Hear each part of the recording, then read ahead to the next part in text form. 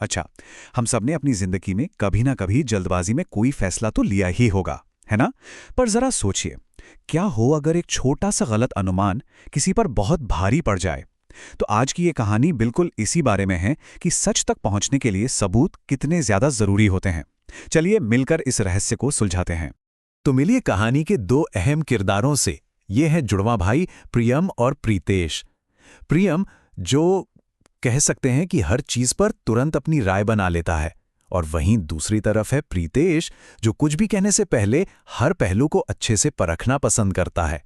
और जैसा हम देखेंगे ना, एक ही हालात में उनकी सोच का ये फर्क बहुत बड़ा बदलाव लाने वाला है। तो बात है स्कूल के जश्न के माहौल की। क्लास ने साल की सबसे बड़ी ट्रॉफी, बेस्ट टीम की ट्रॉफी जीती थी, और हर कोई बेहद खुश और उत्साहित था। मतलब सब कुछ एकदम सही लग रहा था, शायद कुछ ज्यादा ही सही। और बस यहीं से हमारी कहानी में एक रहस्यमयी मोड़ आता है। जश्न के ठीक अगली सुबह एक ऐसी मुश्किल सामने आ जाती है जो सब कुछ बदल कर रख देगी। अगली सुबह जब सब क्लास में आए तो एक अजीब सी शांति थी। वो जगह जहां कल रात उनकी मेहनत की ट्रॉफी शान से रखी थी, आज वो जगह बिल्कुल खाली थी।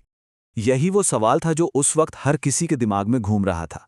क्लास की इतनी बड़ी उपलब्धि, उनकी मेहनत का नतीजा, आखिर ऐसे कैसे कहीं जा सकता था? ट्रॉफी जैसे हवा में ही गायब हो गई थी, ना कोई तोड़फोड़ का निशान, ना कोई सुराग। और इसी बड़ी उलझन के बीच हमारे दो भाइयों प्रियम और प्रीतेश की असली परीक्षा शुरू होती है। अब देखिए एक गायब ट्रॉफी ने कैसे इन दो भाइयों को दो बिल्कुल अलग अलग रास्तों पर खड़ा कर दिया। तो चलिए देखते हैं कि जल्दबाजी और सब्र की इस टक्कर में कौन सच्चाई के ज्यादा करीब पहुंच पाता है। प्रियम ने तो एक पल भी नहीं लगाया। उसके दिमाग में पूरी तस्वीर एकदम साफ थी। पक्का किसी ने इसे चुरा लिया है। लेकिन प्रीतेश, उसकी सोच बिल्कुल अलग थी। उसने इल्जामों के इस शोर का हिस्सा बनने के बजाय शांति से जवाब तलाशने का फैसला किया। उसका पहला कदम क्या था? चलो पहले ढूंढते हैं। तो प्रियम का तरीका क्या था? बस अंदाजा लगाना, तथ्यों पर ध्यान देना नहीं। उसने सीधे सीधे अपने दोस्त राहुल पर शक कर लिया। क्यों? सिर्फ इसलिए क्योंकि उसने राहुल को ट्रॉफी के पास देखा था, और ये एक बहुत बड़ी गलती थी। और ठीक इसी मोड़ पर प्रीतेश ने वो बात कही जो इस पूरी कहानी का निचोड़ है। किसी पर शक करने से पहले हमें सबूत चाहिए। यही वो सोच है जो एक अंदाजे और एक सच्चाई के बीच का फर्क तय करती है। तो जहां एक तरफ प्रियम इल्जाम लगाने में लगा हुआ था, वहीं प्रीतेश की पारखी नजरें कुछ और ही तलाश रही थीं, और उसे कुछ मिला भी। स्टेज के पास जमीन पर पड़ा एक छोटा सा चमकीला स्क्रू। क्या यही वो पहला असली सुराग था? अब आप सोचेंगे, एक मामूली सा स्क्रू, ये भला क्या रहस्य सुलझाएगा?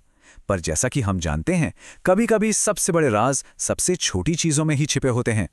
उसी छोटे से स्क्रू के सहारे प्रीतेश सीधा स्कूल के पुराने स्टोर तक जा पहुंचा। एक ऐसी धूल भरी जगह जहां कोई इतनी कीमती ट्रॉफी रखने के बारे में सोच भी नहीं सकता। और वहां धूल भरे बक्सों के बीच एक पुराने से कपड़े के नीचे छिपी थी उनकी बेशकीमती ट्रॉफी। ट्रॉफी तो मिल गई, पर असली सवाल अभी भी बाकी था। इसे यहां रखा किसने? और इसका जवाब तब मिला जब उनके टीचर वहां आए। जिसे प्रियम एक बहुत बड़ी चोरी समझ रहा था, वो असल में सिर्फ एक छोटी सी भूल थी। टीचर ने ही सफाई करते वक्त ट्रॉफी को सुरक्षित रखने के लिए वहां रख दिया था, और फिर सबको बताना भूल गए। तो ट्रॉफी तो मिल गई, पर इस कहानी की सबसे बड़ी खोज अब शुरू होती है। ये खोज इस बारे में है कि हम सबूतों को कैसे देखते हैं, और बिना सोचे समझे लगाए गए आरोप क्या नुकसान कर सकते हैं। ये पल प्रियम के लिए खुद को समझने का था। उसे अपनी गलती का एहसास हुआ कि उसने बिना किसी वजह के अपने ही दोस्त पर कितना बड़ा इल्जाम लगा दिया था। और प्रीतेश के ये शब्द इस पूरी सीख को एक लाइन में बयां कर देते हैं। सच को खोजने के लिए धैर्य की जरूरत होती है। ये बात सिर्फ ट्रॉफी के बारे में नहीं थी, ये किसी भी सच तक पहुंचने का रास्ता था। तो इस पूरी कहानी का सबक क्या है?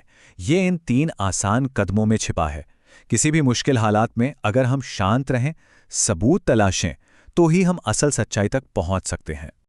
आखिर में ये कहानी हमें एक ही तराजू के 2 पल्ले दिखाती है।